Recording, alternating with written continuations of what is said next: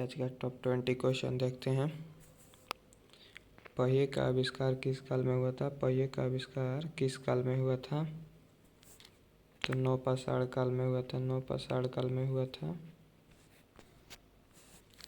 Next question, Bhimbetka की गुफाएं किसके लिए प्रसिद्ध है? भीमबेटका की गुफाएं किसके लिए प्रसिद्ध है? तो गुफाओं के शैल चित्र के लिए प्रसिद्ध है। गुफाओं के शैल चित्र के लिए प्रसिद्ध है। नेक्स्ट क्वेश्चन, राख का टीला किस नवपाषाण स्थल से संबंधित है? राख का टीला किस नवपाषाण स्थल से संबंधित है? तो आपका हो जाएगा संगन कलु।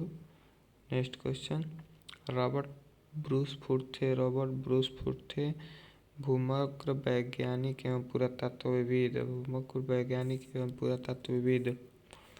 नेक्स्ट क्वेश्चन, हड्डी से निर्मित आभूषण भारत में मध्य पाषाण काल के संदर्भ में प्राप्त हुए हैं। मोहदहा से हड्डी से निर्मित आभूषण भारत में मध्य पाषाण काल के संदर्भ में प्राप्त हुए हैं। मोहदहा से। नेक्स्ट क्वेश्चन, किसको चालकोलिथिक युग भी कहा जाता है? किसको चालकोलिथिक युग भी कहा जाता है? ताम्रपाषाण युग को। ताम्रपाषाण युग को। नेक्स्ट क्वेश्चन, एक ही कब्र से 3 मानव कंकाल निकले हैं। कहाँ से? एक ही कब्र से 3 मानव कंकाल निकले हैं। कहाँ से? दमदमा से। नेक्स्ट क्वेश्चन, भीमबेटका की गुफाएं कहाँ स्थित है? भीमबेटका की गुफाएं कहाँ स्थित है? अब्दुल्लागंज रायसेन में। नेक्स्ट क्वेश्चन, भारतीय पुरातत्व सर्वेक्षण किस मंत्रालय के अधीन है? भारतीय पुरातत्व सर्वेक्षण किस मंत्रालय के अधीन है? तो ये हो जाएगा संस्कृति मंत्रालय के अधीन है। नेक्स्ट क्वेश्चन, राष्ट्रीय मानव संग्रहालय कहाँ पर है? राष्ट्रीय मानव संग्रहालय कहाँ पर है? भोपाल में। राष्ट्रीय मानव संग्रहालय कहाँ पर है? भोपाल में।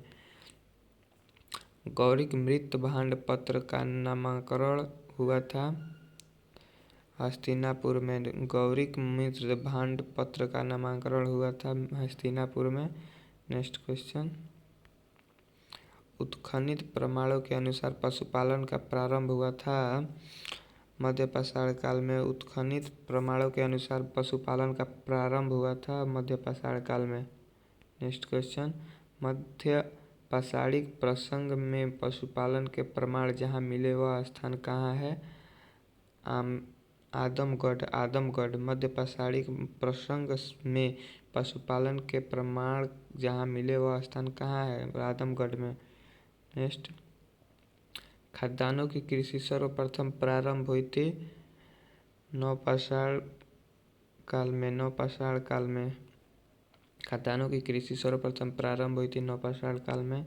नेक्स्ट क्वेश्चन, भारत में मानव का सर्वप्रथम साक्ष्य कहाँ मिले हैं? भारत में सर्वप्रथम साक्ष्य कहाँ मिले हैं? नर्मदा घाटी।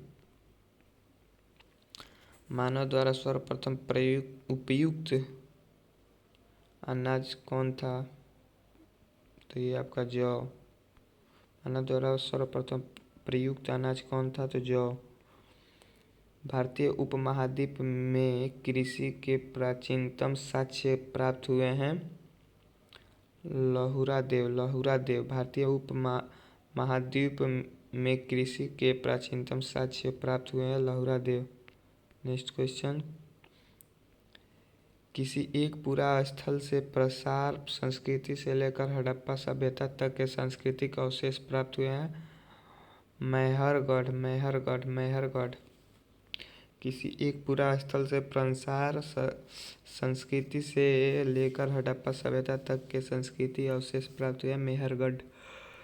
नेक्स्ट क्वेश्चन, कोपेनहेगन संग्रहालय की सामग्री से पाषाण काल से कांस्य और लौह युग त्रियुगीय विभाजन किया गया था थॉमसन द्वारा। कोपेनहेगन संग्रहालय की सामग्री से पाषाण काल से कांस्य और लौह युग का त्रियुगीय विभाजन किया गया था किसके द्वारा? थॉमसन के द्वारा। नेक्स्ट, मध्य पाषाण काल के बारे में सर्वप्रथम जानकारी किसने दी थी? मध्य पाषाण के बारे में सर्वप्रथम जानकारी किसने दी थी? तो करसाइल ने दी थी। 1867 ईस्वी में।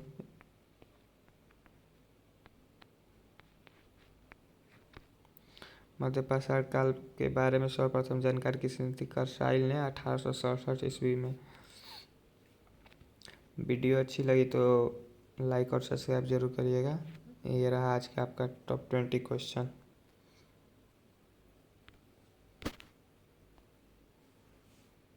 Thank you.